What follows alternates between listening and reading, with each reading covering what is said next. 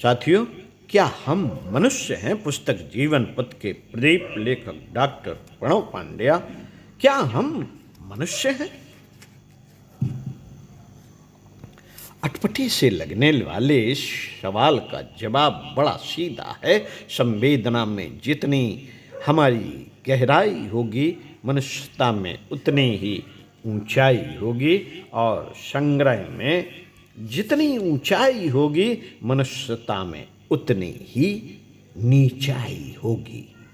संवेदना और संग्रह जिंदगी की दो दिशाएं हैं। संवेदना संपूर्ण हो तो संग्रह शून्य हो जाता है, और जिनके चित्त संग्रह की लालसा से घिरे रहते हैं, संवेदना वहां अपना घर नहीं बसाती।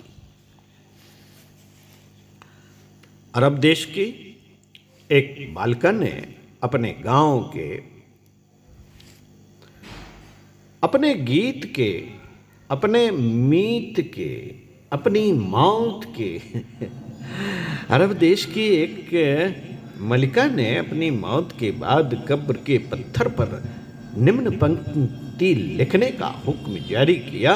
इस कब्र में अपार धनराशि गड़ी हुई है। जो व्यक्ति अत्यधिक निर्धन, दीन, दरिद्र और अशक्त हो, वह उसे खोद कर प्राप्त कर सकता है।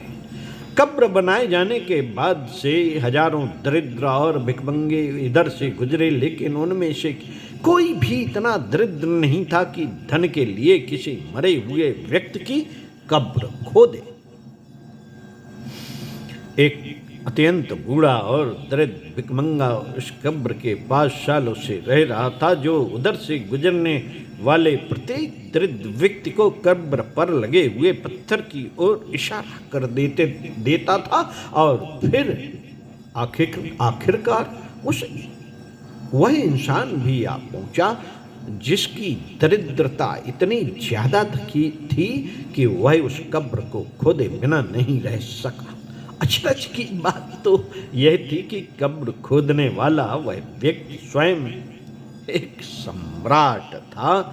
उसने कब्र वाले उस देश की कब्र वाले उस देश को अभी अभी जीता था। अपनी जीत के साथ ही उसने बिना समय गंवाए उस कब्र की खुदाई का काम शुरू करा दिया, लेकिन कब्र की गहराई में उसे अपार धनराशि के बजाय एक पत्थर मिला, जिस पत्थर पर लिखा हुआ था, आए कब्र खोदने वाले इंसान, तू अपने से सवाल कर, क्या तू सचमुच मनुष्य है?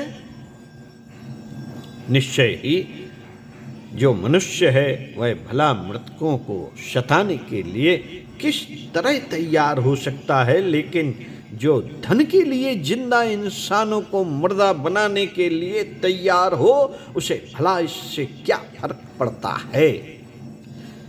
निराश व अपमानित वह सम्राट उस कब्र से वापस लौट रहा था, तो लोगों ने कब्र के पास रहने वाले बूढ़े भिखमंगे को जोर से हंसते देखा।